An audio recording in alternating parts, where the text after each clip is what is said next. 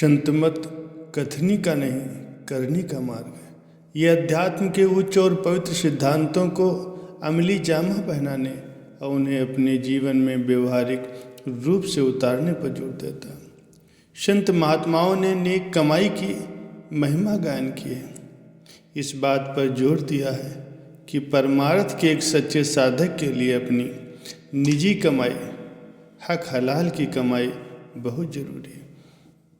कहावत भी है, जैसा खावे अन्न वैसा होवे मन। अनुचित रूप से कमाए हुए धन से प्राप्त आहार भोजन अनुचित विचारों और वृत्तियों को जन्म देता है। ऐसा आहार मन को निकृष्ट विचारों और संकल्पों का अखाड़ा बना देता है, जिसके फलस्वरूप परमार्थ में उन्नति करना असंभव हो जाता है। अपनी मेहनत की कमाई को त्याग कर अपना बोझ दूसरों पर डाल देने वाले, पूजा के धन चढ़ावे और भेंट पर पलने वाले और चोरी ठगी बेईमानी छल कपट द्वारा धन कमाने वाले लोग परमार्थ में उन्नति नहीं कर सकते। चाहे ऐसे लोग अपने आप को बहुत बुद्धिमान, सयाने या चतुर समझें, पर असल में वे अपने आप को ही धोखा दे रहे हैं। इसीलिए संत महापुरुषों ने नेक कमाई पर बहुत जोर दिया है। वे कहते हैं कि मन और आत्मा की गांठ बंधी हुई है, जिसे जड़ चेतन की गांठ कहा जाता है। मन की प्रवृत्ति चंचल है, वो पल भर के लिए भी स्थिर या निश्चल नहीं होता, और जब तक मन साथ न दे, आत्मा अंतर में चढ़ाई करने में सफल नहीं हो सकती। हक हलाल की कमाई पर गुजारा करने से मन की चंचलता को कम करने तथा उसका झुकाव अंदर की ओर करने में सहायता मिलती, जिससे अभ्यासी के लिए आध्यात्मिक यात्रा तय करना सहज हो जाता है।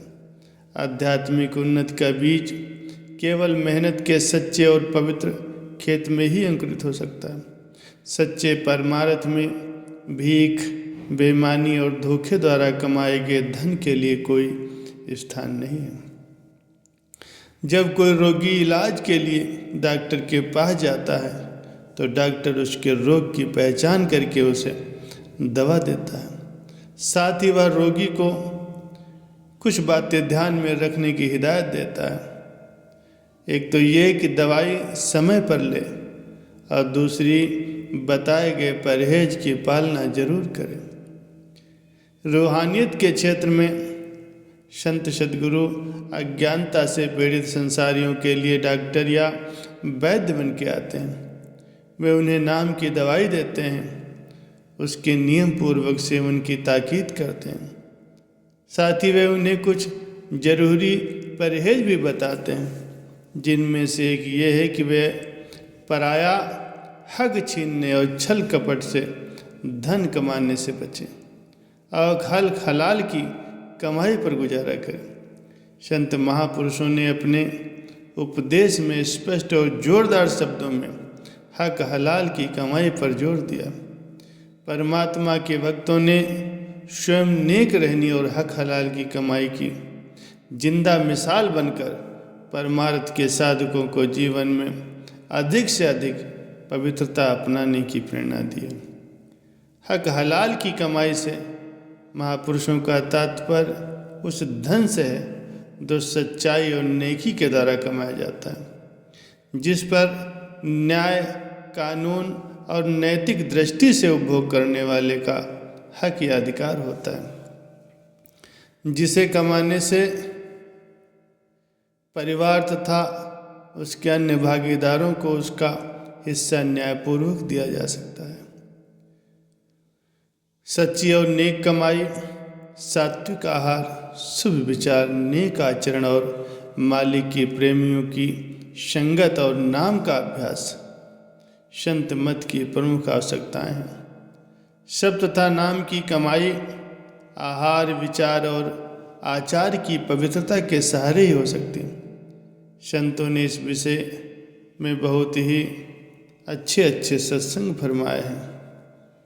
वे फरमाते हैं कि अच्छी निर्मल बुद्धि वाला मनुष्य गुरुमत में रह करके नाम का अभ्यास करने के योग्य हो जाता है और वो परम धाम को प्राप्त करता है।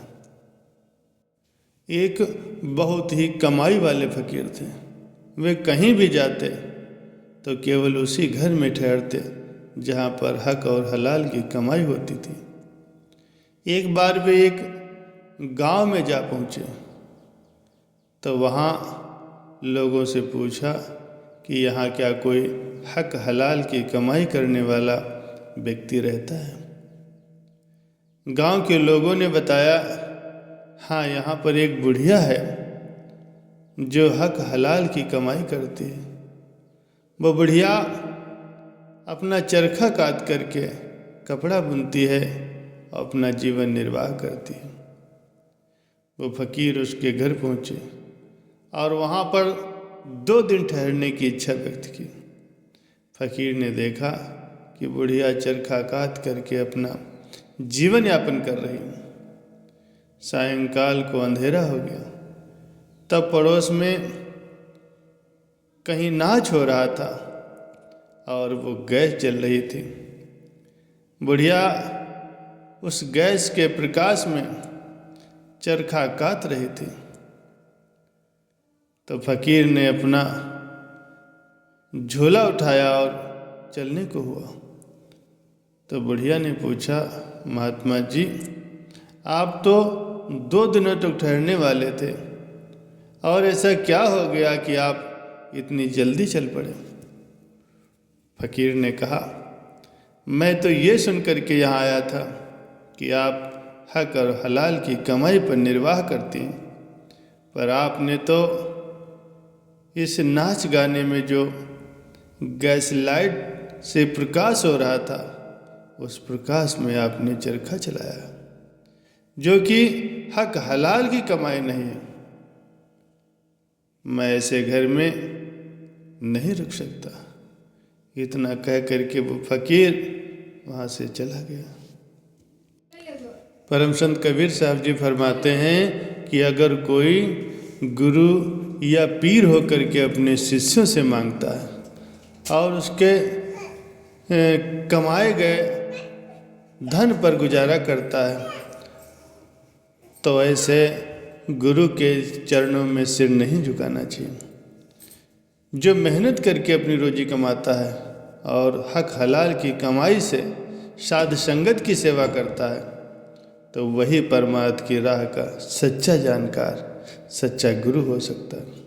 ये सबको पता है कि गुरु नानक साहब जी ने एमनाबाद में मलिक भागों के 36 प्रकार के पकवानों को त्याग करके भाई लालो की कुधरे की रोटी को पसंद किया, क्योंकि आपको पहले प्रकार के भोजन में गरीबों का खून मिला हुआ दिखाई दिया और दूसरे प्रकार के भोजन में हक हलाल की कमाई का अमृत था।